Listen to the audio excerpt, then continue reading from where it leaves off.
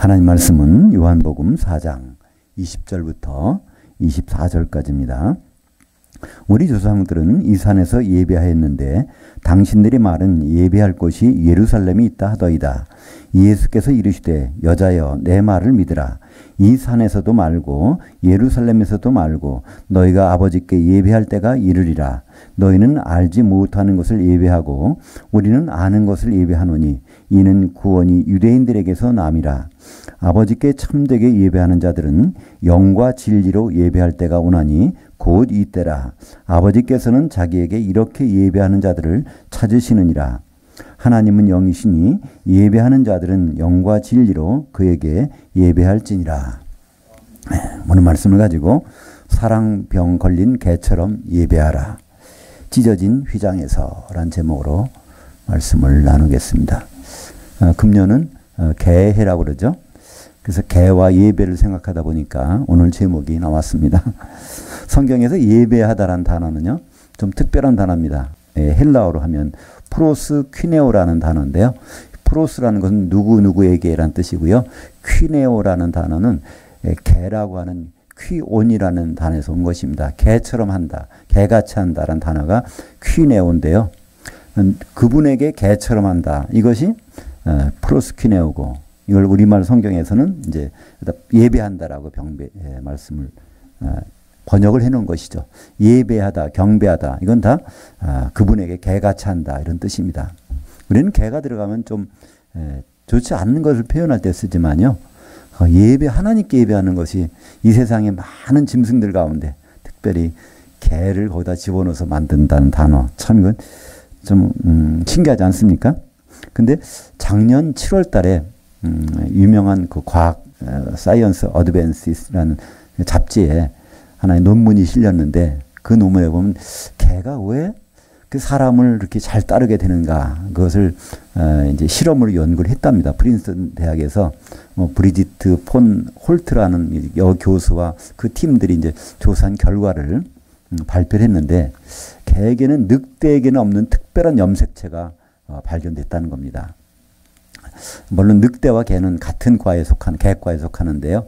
거기서 늑대는 없고 개는 있는. 근데 원래 똑같은 염색체인데 그게 변이된 염색체가 2개가 발견됐다는 것이죠. 근데 그 염색체를 보면 우리 사람 중에도 그런 병이 걸린 사람들이 있다는 겁니다. 특별히 윌리엄스 보이렌 증후군이라는 어떤 증상이 나오는데요. 일반적으로 우리가 아시는 자폐증 있죠. 사이코패스라든지 그런 경우는 사람들 기피하고 자기만 생각하고 그러는 병인데, 이 윌리엄스 보이렌 이 증후군에 걸리게 되면 그건 사람들을 무조건 믿고 무조건 따르고 사람을 사랑하고 이런, 그러니까 너무나 그런 성향, 그것이 병적으로 너무나 무조건 믿는다는 거예요. 그것을 WBS 윌리엄스 보이렌 증후군이라고 하는데요. 그 똑같은 증세가 개에게 유전적으로 나타난다는 것입니다. 그래서 개는 무조건 사람을 보면 자기가 가족처럼 여긴다는 거예요. 그래서 이제 그 증후군이, 그 유전자 변이가 심하면 심할수록 그 개는 사람을 따른다는 것입니다. 우리가 보면 진돗개는요, 주인은 잘 따르지만 일반 사람들은 안 따릅니다. 그죠? 근데 저희 집에는 풍산개가 있는데 풍산개는 사람을 보면 무조건 좋아해요. 그러니까 아마 이 유전적 변화가 아주 심하게 된 그 윌리엄스 보이렌 증후군이라는 사람에게 있는 그와 똑같은 게 아주 심하게 나타나는 그런 증상인 것 같습니다. 예배라는 것은 하나님이 하나님과 인간이 만나는, 스킨십하는 유일한 방법입니다.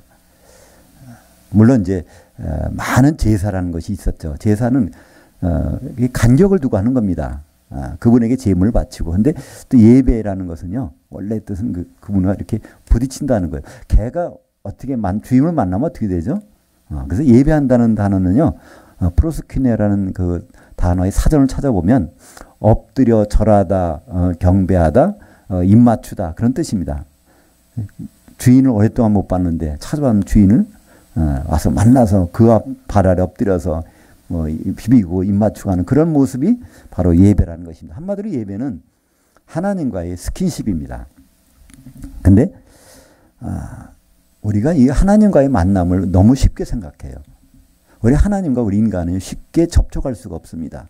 이 빛과 어둠은요, 만나면 어둠은 사라질 수밖에 없거든요. 그래서 죄인된 인간이 죄 없는 하나님을 만난다는 것은요, 거의 불가능합니다. 그래서 모세가 하나님을 만나러 시내산에 올라갔을 때도요, 그 직접 만난 것이 아닙니다. 그죠? 그리고 백성들은 멀리 있으라고 합니다. 그들이 가까이 있다면 다 죽어버린다는 거예요. 그래서 모세만 이제 시내산에 올라갔는데, 사도행전에 보면 어떻게 나옵니까? 또 이 갈라디아서에 보면요, 모세가 직접 하나님 만난 것이 아니라 천사를 만나서 율법판도 받고 직접 만날 수가 없습니다.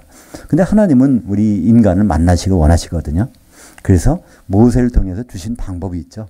성막을 지으라. 그래서 성막을 지으면 거기서 내가 너희를 만나주겠다. 그래서 인간의 대표인 대제사장이 하나님을 만나는 그것이 바로 성막인데, 성막에서도 그 장소를 바로 지성소라고 합니다. 그래서 성막에 들어가면 성소가 있고 성소와 지성소 사이에 휘장이 있어요. 이 휘장이 얼마나 단단하냐면, 그러니까 이 소 가죽으로 만들어서 높이가 약 4.5m, 폭이 한 62.5cm, 또 이 두께가 22.5. 그러니까 그 정도의 엄청난 죄송합니다. 이것은 이제 높이만 보면 되겠네요. 제가 말씀드린 것은 그 성소의 널빤지 두께를 지금 말씀드렸는데, 그 4.5m 되는 높이와 폭이 그 소가죽으로 만든 그것을 만들어 놔야 거기에서 이쪽 편에서는 성소에서는 제사장들이 있고요. 또 이 지성소에서는 하나님의 임재가 일어나는 그것이 형성이 되는 것. 그곳에서 만나자는 겁니다. 그래서 그것을 성막을 다른 말로 회막이라고 합니다. 회는 모일 회자. 하나님과 인간이 만나는 유일한 장소. 그게 아니면요, 만날 데가 없다는 거예요. 왜 그렇죠? 이 장막이 죄가 있는 사람이 그거를 하나님을 접촉하면 큰일 나기 때문에. 그래서 성막에는 반드시 휘장이 있고요. 또 그것이 이제 솔로몬 때는 성전을 지었습니다. 성전에 휘장이 있습니다. 그러니까 지구상에서 역사상 하나님을 직접 만날 수 있는 장소는요, 성막 후에는 성전, 이 두 곳밖에 없었습니다. 근데 사람들은 하나님을 예배한다고 하면서 함부로 만나려고 하는, 지금도 그런 경우가 많지 않습니까? 하나님 만나는 것이 그냥 대수롭지 않게 우리는 생각하는데요. 하나님을 만난다는 것은 엄청난 위험 부담이 있는 것이죠. 그래서 대제사장이라고 하더라도요, 1년에 하나님은 한 번밖에 못 만나요. 유대인 달력으로 7월 10일 날, 대속죄일 날, 그때 지성소에 한 번 들어가는데 향을 잔뜩 해서 그걸 푹 들어갑니다. 근데 그때 반드시 대제사장이 들어갈 때 해야 될 것이 있습니다. 허리띠를 차고 들어가요. 띠에 끈을 잔뜩 매달고 들어가서, 그래서 종을 달고 들어갑니다. 지성소 안에 들어갔다가 거기서 죄 때문에 죽어버리면요, 끄집어내야 되는데 또 다른 사람 들어가면 또 죽거든요. 하나님 만나면 죽어버리니까. 죄인된 인간이 죄 없으니 하나님 만나면 즉사해버리거든요. 그래서 종소리, 딸랑딸랑 소리가 안 나면 죽었구나. 그러면 그 바깥에서 그 줄을 끄집어가지고 대제사장을, 시체를 끌어내서 그런데 묻어버리는, 이것이 바로 예배고 제사의 방법이거든요. 그러니까 휘장이라는 것은 우리가 휘장이 없는 예배는요, 생각할 수가 없는 겁니다. 근데 오늘 여기 본문에 보니까 그 예수님이 사마리아를 지나가게 되십니다. 그러니까 이 솔로몬 이후에 나라가 분열이 되죠. 그러니까 유다 지파와 이 베냐민 지파는 이제 남쪽에 남아 있고요. 이제 북쪽에 10지파가 가서 분리가 됐는데, 이 남쪽엔 다행히도 솔로몬 성전이 있으니까 거기서 휘장이 있는 곳에서 제사를 드릴 수 있었습니다. 근데 북쪽에 간 사람들은 이제 예배를 드리러 올라면은, 이쪽이 남쪽이 가 그들과 동화되면은 북쪽에 왕이 어떻게 되겠어요? 안 될 것 같으니까 그리심산에다가 산당을 지어놓고 꼭 거기만 가야 되느냐? 우리가 여기서 정성껏 예배를 드리면 되지 않겠느냐. 그래서 그리심산에다가 산당을 지어놓고 거기서 예배를 드리게 했죠. 그러다가 이제 결국은 북이스라엘은 우상 숭배하다가 망하게 됩니다. 또 남쪽도 결국 망하게 되죠. 그랬다가 시간이 흘러서 예수님 오시고 이제 그 북쪽은 사마리아라고 한 지역이 돼버렸습니다. 그래서 그쪽 북쪽에 있는 사람들은 전부 다 끌려가서 혼혈이 돼가지고요, 아예 유대인들이 상대를 안 하는 지역이 됐어요. 그래서 유대인들은 유대의 땅은 남쪽에 원래 있고 예루살렘이 있고요. 근데 갈릴리 호수편에도 거기 유대인들이 사는 데가 있어요. 중간 지역에 이제 사마리아라는 지역이 있는데 거기를 지나지 않는데 예수님은 그때 갑자기 거기를 지나십니다. 유대 땅에 있다가 바로 사마리아를 통하여 가시겠다는 결심을 하시니까 이제 그쪽으로 가시는 거예요. 우리가 이제 요한복음 4장 읽어보면 거기 가신 목적은 나오죠. 거기에 어떤 여자가 있는 여자를 만나러 가시는 거예요. 근데 그 여자는 남편이 5이 있었는데 지금 이제 6째 남자하고 살고 있는 겁니다. 그 여자를 만나러 가시는 거죠. 많은 사람들은 그 여자가 뭐 창녀였다, 불경한 아주 그 음탕한 여자였다 그러는데요. 절대 그렇지 않습니다. 그 여자의 대화의 내용을 보면요. 하나님을 어떻게 예배할 것인가. 그거의 모든 것을 생각하는 사람이에요. 그러니까 그 사람은 음행 그러게 관심이 없는 사람입니다. 그걸 어떻게 할 수 있냐면요. 정식 남편이 5명이 있었어요. 결혼했다는 겁니다. 그죠? 그리고 지금 살고 있는 남편도 진짜 남편인지 아직 모르기 때문에 결혼 안 하고 지금 상태에 있는 거예요. 이 여자는 정말 진짜 남편을 만나고 싶은 그렇게 했던 사람이라는 거죠. 그런 남편을 사모하고 남편을 만나고 원하는 사람. 예수님은 찾아가십니다. 진짜 남편이 누군지를 알려주기 위해서. 그죠? 바로 메시아가 진짜 남편이다. 예수님이 진짜 남편이라는 것을 알려주시기 위해서 거기에 찾아가시죠. 결국은 거기에 이제 가서 만나게 되지 않습니까? 그때 제자들은 먹을 거를 구하러 동네로 나갔고요. 예수님하고 같이 대화는 하는 그 과정에서 오는 말씀이 나옵니다. 우리 조상들은 이 산에서 예배했는데 20절에요. 당신들의 말은 예배할 곳이 예루살렘에 있다 하더이다.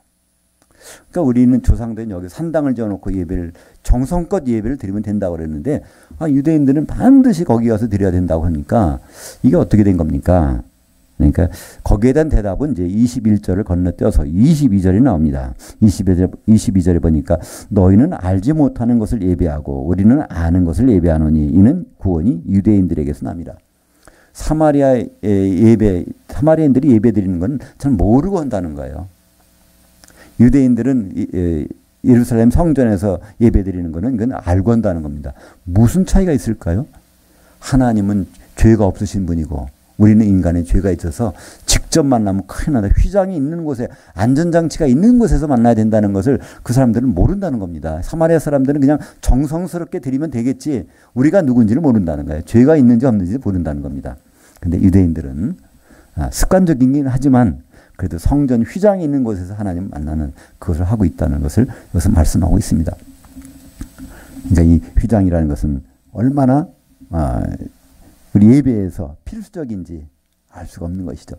이 수류탄이라는 거 있잖아요. 그죠?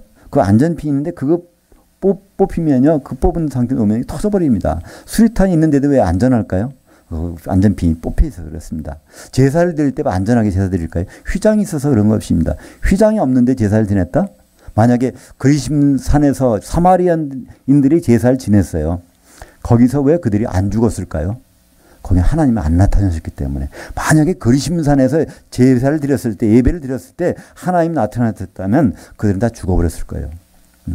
근데 예루살렘 성전에는 하나님이 지성소에 1년에 한 번씩 나타나시는데 사람들이 안 죽어요. 왜 그럴까요? 휘장이 있어서. 그 예수님은 그 말씀 하시는 겁니다. 바로 너희들은 알지 못하는 것을 예배하고 있는데 바로 유대인들은 그래도 성전에서 예배를 하고 있다. 이게 맞는다는 거예요. 근데 이것이 앞으로 변할 때가 온다는 것입니다. 그것이 이제 21절이죠. 21절에 보니까 예수께서 이르시되 여자여 내 말을 믿으라. 이 산에서도 말고 예루살렘에서도 말고 너희가 아버지께 예배할 때가 이르리라.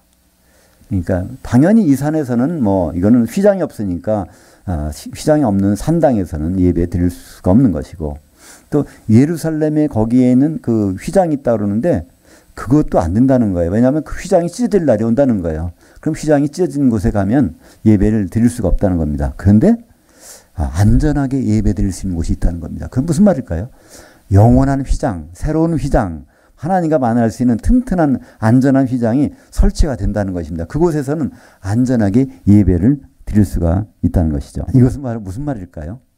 예수님이 휘장이 되시겠다는 거예요. 바로 하나님과 우리 사이에 죄의 담을 그분이 막아서 완전 예배를 드릴 수 있는 그것이 되시겠다는 것을 말씀하신 것입니다. 요한복음 2장에 벌써 이 부분이 나옵니다. 요한복음 2장의 19절부터 21절까지 보면요. 예수님이 예루살렘에 가셔서 거기 지나가시는데 예수님이 그러신 거예요. 이 성전을 헐어버려라. 그럼 내가 3일 만에 일으키리라. 그랬더니 거기서 뭐라고 합니까? 이 헤롯이 46년 동안 이걸 지어줬는데 헤롯은 유대인이 아니거든요. 예, 에돔 사람인데 그런데 왕노로 털라 보니까 그 사람들을 회유하기 위해서 성전 지어가지고 제사를 지내게 해준 것입니다. 그걸 46년 동안 진 거를 어떻게 3일 만에 일으킨다고 하십니까? 그랬더니 예수님이 내가 그러니까 거기서 사도 요한이 나중에 요한복음을 기록하면서 그럽니다. 그때 나도 몰랐는데 나중에 알고 보니까 성전된 자기 육체를 말씀하신 것이니라. 이것이 하나님 만난 장소가 아니라 바로 예수님 몸이 하나님 만난 장소가 된다는 것. 이것을 말씀하셨다는 겁니다. 그러니까 건물이 성전인 것인지 건물에서 예수님을 하나님을 예배하는 성전이었다가 그것이 무효가 되고 바로 예수님 몸이 성전이 되는 그런 시대가 온다는 것을 여기서 말씀하셨다는 것입니다. 그렇다면 거기에 예루살렘 성전이 더 이상 예배 장소가 아니라는 것은 우리가 어떻게 알 수 있을까요? 휘장이 찢어져 버리면 그건 더 무효잖아요. 그죠? 어떤 이런 커튼이 갑자기 찢어져 버렸어요. 이건 버릴 수밖에 없잖아요. 그죠? 마찬가지로 그런 사건이 정말 일어났거든요. 누가복음 23장 45절에 성소의 휘장이 한가운데가 찢어지더라. 이거 어떤 날 찢어졌죠? 예수님 십자가에 달리셨을 때. 그죠? 그때는 골고다 언덕에서 그죠? 십자가에 달리셨는데 갑자기 그날은 무슨 날이냐면요. 6월절이 명절날이거든요. 제사장들은 다 어디 가야 됩니까? 예루살렘 성전에 가서 제사 준비하고 제사를 지내고 있는 거예요. 그래서 제사장들은 성소 안에까지 들어갑니다. 성소 안에 안전히 들어가는 거예요. 왜냐하면 휘장이 있으니까 지성소에 하나님이 오셔도 자기는 괜찮다는 거예요. 근데 갑자기 제사 지내고 있는데 성전 휘장이 4m 50짜리 위부터 쫙 찢어져 버린 겁니다. 예수 십자가 달리실 때. 근데 그때 죽은 사람이 아무도 없어요. 예루살렘 성전에서 휘장이 찢어졌는데 그럼 휘장이 찢어지면 지성소와 성소가 탁 연결이 되면요. 무슨 일이 일어나야 됩니까? 사람 다 죽어버려야 돼요. 근데 죽었다는 기록이 없어요. 그날. 무슨 일이 벌어졌을까요? 하나님은 거기에 그날은 안 계신다는 겁니다. 그죠? 왜 그렇죠? 하나님은 성전을 다른 곳에서 잡으셨다는 거예요. 누가? 예수님이 바로 그 육체가 성전 되는 날이라는 것을 알 수 있습니다. 십자가 예수님 달리시는 날, 그것이 예수님이 바로 성전 휘장을 되셔서 성전 되셨다. 그것이 히브리서 10장 19절과 20절에 기록이 되어 있거든요. 제가 한번 읽어보겠습니다. 히브리서 10장 19절 20절.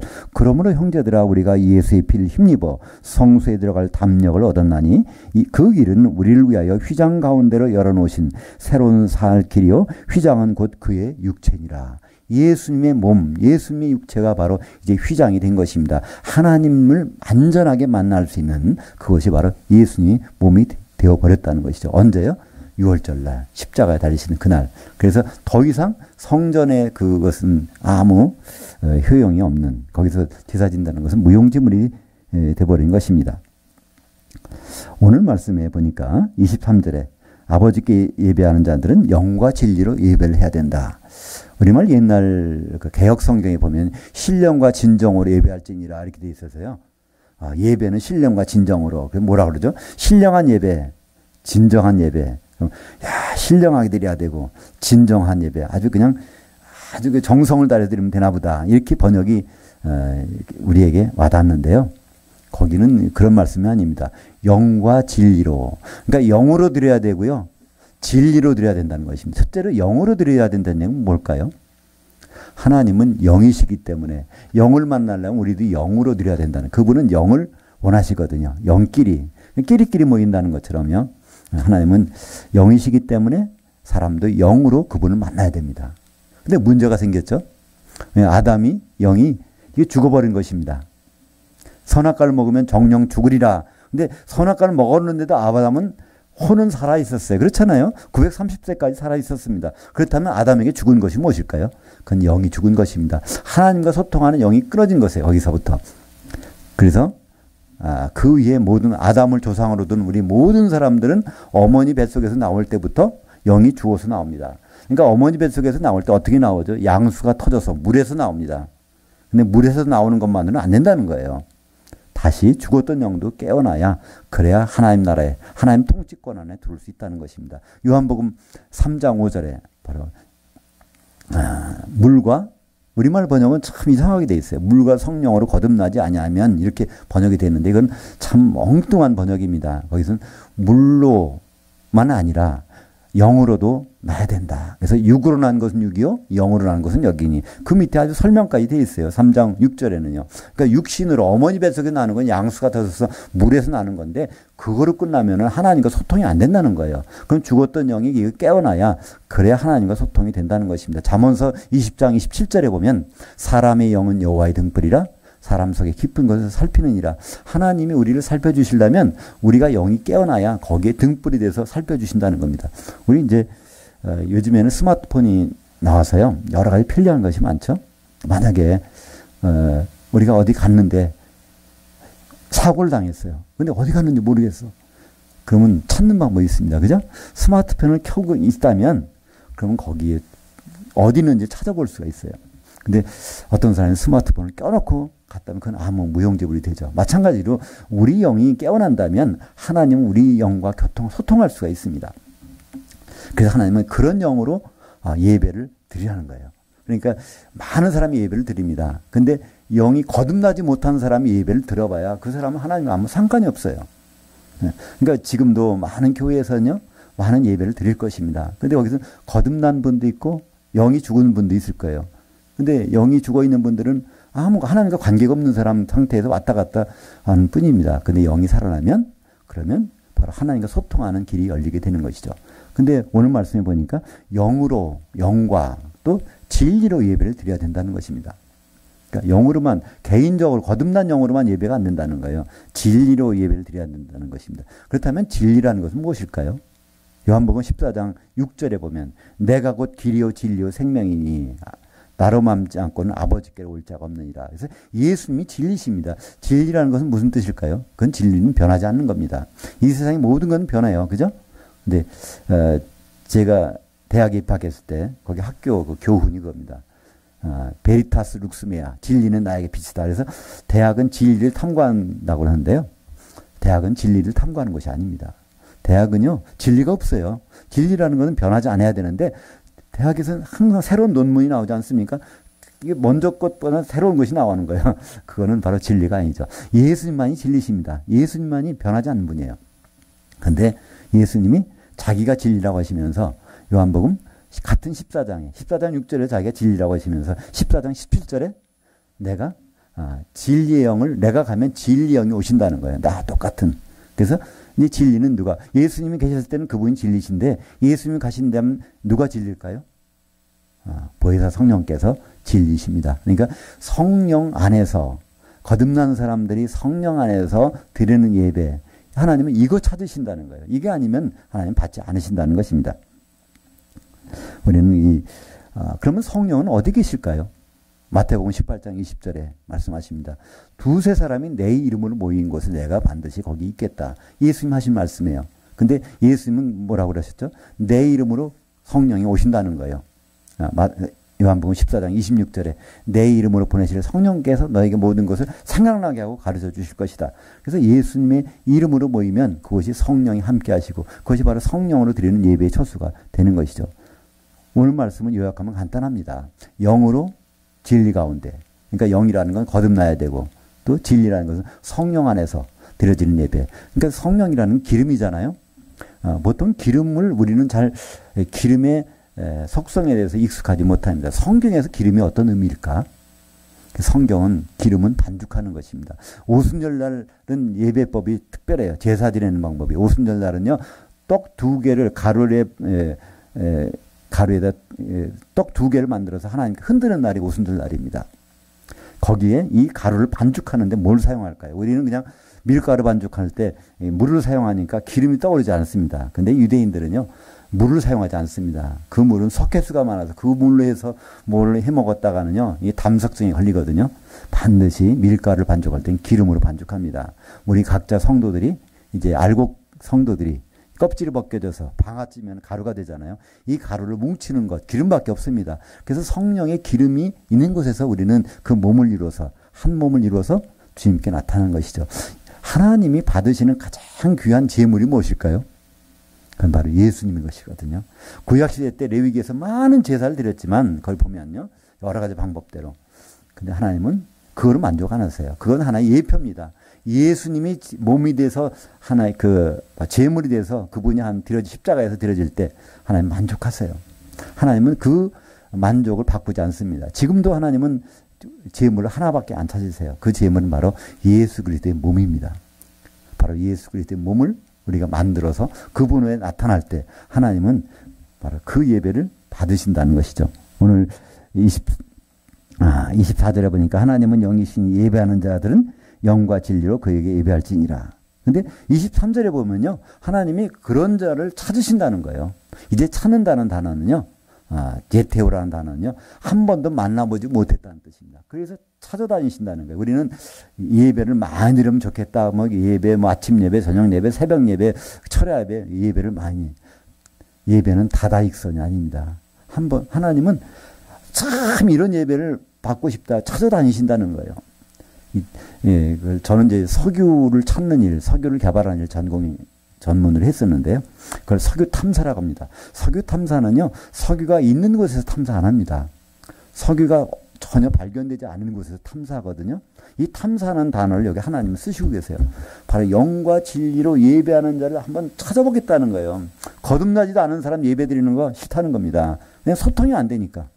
그 다음에 각자가 하는 거 안 된다는 거. 몸을 예수님 찾으시는 건 예수 그리스도의 몸인데 지체들 따로따로 떨어지는 거 안 된다는 겁니다. 그렇기 때문에 하나님이 원하시는 예배, 예수 그리스도의 몸을 이룰 수 있는 사람들은 거듭난 사람들, 또 그 사람들이 성령 안에서 한 반죽이 돼서 덩어리가 되는 그것을, 그런 예배를 하나님은 찾으십니다. 성령은 한마디로 한 몸 되게 하는 것입니다. 고린도전서 12장 13절에 보면 우리가 유대인이나 헬라인이나 종이나 자유인이나 다 한 성령으로 세례받아 한 몸이 되었고, 이 세례라는 것은 이렇게 물을 씻는다는 것이 아닙니다. 잠긴다는 거예요. 성령의 기름이 잠긴 사람들이 모이면 이거 한 몸이 되는 것입니다. 그래서 한 성령을 마시게 하셨느니라. 그 성령 가운데 있으면요, 우리는 그것을 숨 쉴 때마다, 입 벌릴 때마다 들어갈 수밖에 없지 않습니까? 그런 것이 바로 예배의 처소고, 그것이 다른 말로 교회입니다. 교회라는 것은 에베소서 1장 23절에 교회는 그의 몸이니 만물 안에서 만물을 충만케 하시는 자의 충만이니라. 참 우리말 성경은 어렵게 번역이 되어 있어요. 거기서 만물이라는 것이 무엇일까요? 세상에 나무나 풀, 새, 산 이런 세상 만물일까요? 아닙니다.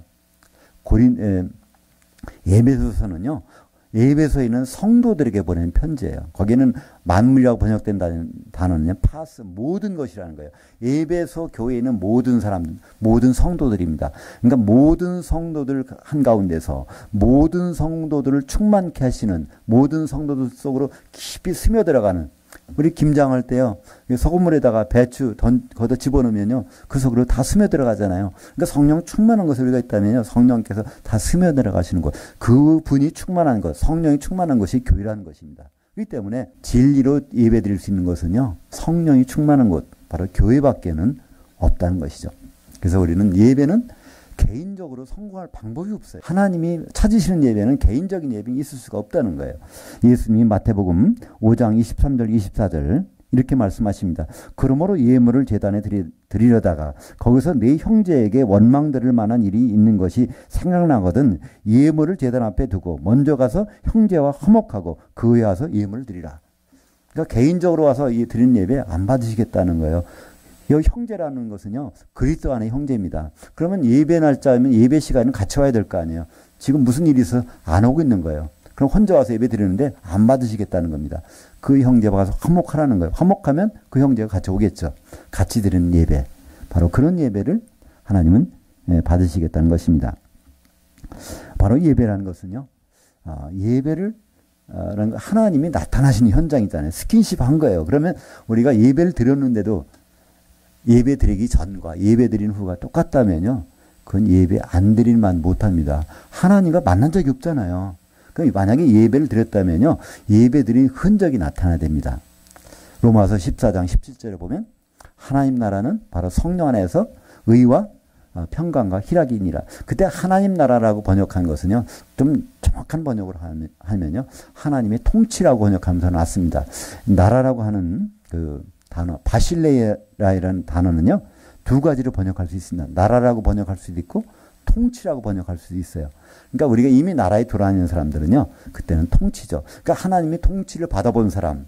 예배를 드렸다면 하나님과 스킨십이 있었으니까 통치를 받아본 사람은 뭐가 나타나야 됩니까? 성령 안에서 의와 평강과 희락이 이게 나타난다면요. 예배에 성공한 것입니다. 오늘 이제 돌아가실 때 정말 우리가 성령 안에서 의와 평강과 희락이 있었는지 예배 드리고 오기 전에는 그게 없었지만 예배 드린 후에 그게 있었다면 이것은 하나님이 함께 하신 예배를 우리가 드린 것입니다.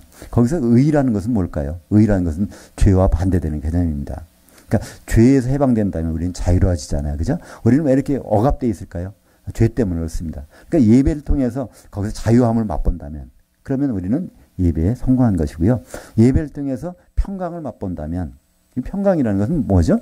에이레네, 샬롬이라고 하는 평강은요. 이게 끊어진 것이 연결된다는 뜻입니다. 내가 하나님과 관계가 끊어진 줄 알았는데 연결이 돼버렸어. 그러면요. 그 마음속에 찾아오는 평안이 당연하게 됩니다. 그죠? 마지막으로 희락이라는 것은요. 그거는 속에서 나오는 기쁨입니다. 다른 사람들이 뭘 줘서 그런 것이 아니라 똑같은 환경에서도 마음속에서 샘솟는 기쁨이 나온다면요. 그것은 희락이라고 합니다. 하나님의 통치, 바로 예배에 성공했다면 하나님 만나는 스킨십이 있었다면 성령 안에서 의와 평강과 희락이 있어야 된다는 것이죠. 하나님은 그런 예배 드리는 사람을 찾아다니시고 또 예배 드리는 사람에게는 그런 것이 나타나고 그렇다면 그 예배는 성공이고 그러니까 하나님도 기뻐하시고 하나님이 기뻐하시는데 그 기쁨이 우리에게 전달이 안 될 리가 있습니까? 같은 자리에 있었는데 사랑하는 여러분 예배란 다다익선이 아닙니다. 한 번을 드리더라도 하나님이 찾으시는 예배를 드린다면 그것은 아주 가장 좋은 예배가 될 것입니다. 그리고 그런 예배를 우리가 정말 드렸다면 우리에게는 그것이 나타나야 되죠. 참 자유로움과 편안함과 또 뭔지 모르는 기쁨이 샘솟아나는 그것이 바로 하나님 우리 함께 하셨다는 증거입니다. 세상이 줄 수 없는 평안과 기쁨을 맛보기를 원하십니까? 그건 멀리 있는 것이 아닙니다. 예배를 한번 진정한 예배, 영과 진리로 드리는 예배, 그 예배라면 하나님이 함께 하셨기 때문에 당연히 그것이 찾아올 것입니다. 영과 진리로 드리는 예배, 교회를 떠나서는 생각할 수 없습니다. 우리가 생각하는 이런 교회 말고요. 건물이 있고 많은 사람들이 왔다 갔다 하는 그런 교회가 아니라 예수님의 몸을 이루는 교회, 예수님의 몸이라는 건 그렇잖아요. 머리의 생각이 다 전달되는 것이 몸이 아닙니까? 머리 대신 예수 그리스도의 생각으로 충만해진 그런 지체들이 모인 그런 곳에서만이 바로 예배가 이루어질 수가 있습니다. 성전의 휘장은 이제 찢어졌습니다. 그 건물 성전은요 더 이상 효력이 없습니다. 그 휘장은 대신 예수님이 육체가 휘장이 되셨고 이제 우리를 지체로 삼아서 그분의 몸을 만드시길 원하십니다. 우리가 몸이 완성되었을 때 주님은 공중에서 우리를 만나 주실 것입니다. 바로 사람을 사랑하는 병 걸리는 개처럼 우리는 유전자가 바뀌어야 됩니다. 그죠? 유전자가 바뀌는 것은 어디서 바뀔 수 있을까요? 바로 오직 성령 안에서. 그때 우리는 마음껏 주님을 개처럼 예배 드릴 수 있을 것입니다. 기도하겠습니다.